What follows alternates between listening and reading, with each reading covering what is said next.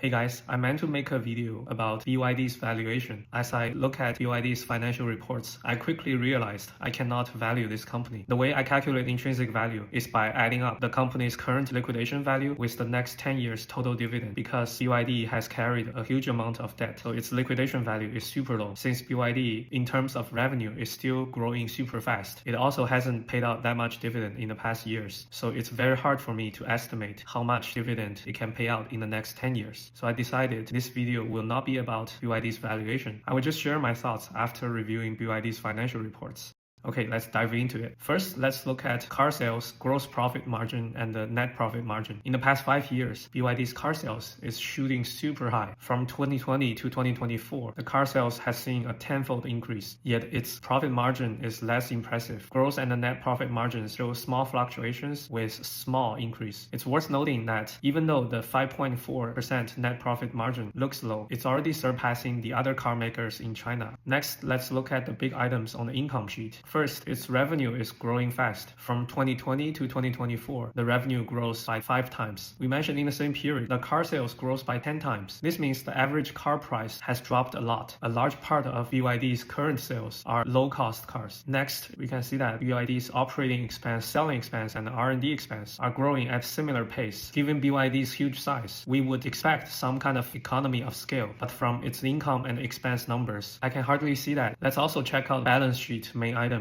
In the past 5 years, BYD's cash on hand, inventory, and fixed assets have all grown a lot. This is understandable because BYD now needs to make a lot more cars. However, the accounts payable and other payable has reached pretty shocking levels. In 2024, accounts payable has reached 240 billion Chinese yuan, and other payable is 140 billion Chinese yuan. These two items alone exceed BYD's total current assets. Accounts payable is the money BYD owes to the car parts vendors, and other payable is the money BYD owes to the equipment vendors. Apparently, BYD doesn't have to pay interest on these payables. I can only feel sorry for BYD's vendors. It looks like they are loaning money to BYD to sustain its operation, and BYD is such a big customer. It's really hard to negotiate price and the payment terms with it. Lastly, let's look at some common risk indicators. BYD's debt-asset ratio is around 75%. Normally, we think over 40% is already in the danger zone, and BYD's current ratio is 0.75. Usually, a company with healthy finances will have current ratio greater than 2. BYD's financial condition is far from ideal. Its ability to withstand adverse conditions seems weak. I hope BYD, as the #1 car maker in China, will focus on improving its financial condition next. After a couple years of crazy expansion, maybe it's time for it to stabilize its business. I hope you like this analysis. Stay tuned.